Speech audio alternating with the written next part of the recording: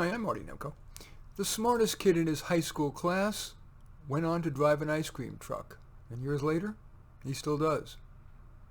Another example, while grilling hot dogs at Top Dog, a man talks with a coworker about Shakespeare's Henry IV.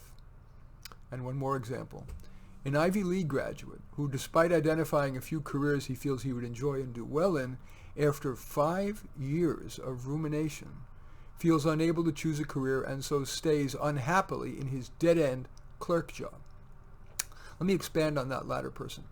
No matter how much research he and I do, no matter the weighted pros and cons lists, no matter the baby steps we set, the accountability, the reminder that everyone has setbacks, he sits hating his clerk job, unwilling to take even modest steps towards starting an actual career. He insists that past trauma has nothing to do with his inaction. Rather, it is, as his psychiatrist asserts, physiologically caused OCD, obsessive-compulsive disorder. Alas, a course of the standard medical treatment, that is an SSRI like Prozac, plus cognitive behavioral therapy, have failed. Now, his psychiatrist, without much enthusiasm, suggests he could try an earlier popular medication for OCD. It's something called a tricyclic, which has a different mechanism of action. Of course, it's possible that sooner or later this person and others who have stayed stuck for years will get unstuck. But at least among my clients, after a couple of months of trying tactics like those I've just mentioned, if there's been little progress, it may be time to see somebody else, or simply that it's hubristic to think that having the client spend more money and time trying to make a major change is going to be worthwhile. Such clients usually end up deciding to accept their core self, strengths and weaknesses alike, and work with what they have, making just tweaks. For example, while I hope the tricyclic helps him a lot, I'm guessing he's going to end up deciding that the most realistic path to progress is to stay in his current job, much as it's lamentable, tweaking it to fit where he can, like getting a better schedule, and doing after-work activities that he can enjoy without creating undue stress, which is he doesn't deal with stress well. For him, that's taking dance lessons, even if virtually, online courses on Coursera, and long walks through a nearby safer neighborhood. So, would you like to take a shot at a major change in yourself? Well, here are a few common priorities. Procrastination. Be aware of that moment of truth when you're about to procrastinate. If the task is worth doing, try doing it the most fun way, consistent with quality, and think of how good you'll feel about yourself if you get it done. Kindness. Make your mantra, be kind where you can, tough where you should. Learn.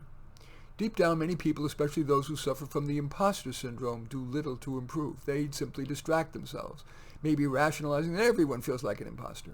Well, to some extent that's true, especially if you have a complex job. But people do vary widely in how much of an imposter they feel like. What might you learn that would reduce your imposter syndrome? And how? Self-study, a class, a tutor, the what I call Hey Joe school, which is asking a colleague when you're stuck. And finally, a major change could be simply yes, to change careers. A Berkeley PhD decided to chuck it all and go to nursing school, and she is happier. But let's say you decide, at least for now, to accept your basic self. What life tweaks could you try that hold promise for at least incremental improvement to your life? A few examples. Take on a passionate avocation. We normally think of things like sports or the arts, but you're not limited to that. For example, I have a client who's become addicted to online Scrabble and reports that it much improves her spirits and overall feeling about life, especially amid the COVID lockdown. Or find or be additionally committed to a relationship. Sure, it could be romantic or parental, but there are other options. For example, I write to 2 pen pals, and soon I'm going to start mentoring a bright, underserved teen. And in one more example, commit to a goal that, while is a long-term goal, has simple baby steps. For example, an exercise routine that leads to a big goal, like being able to complete a 5K race.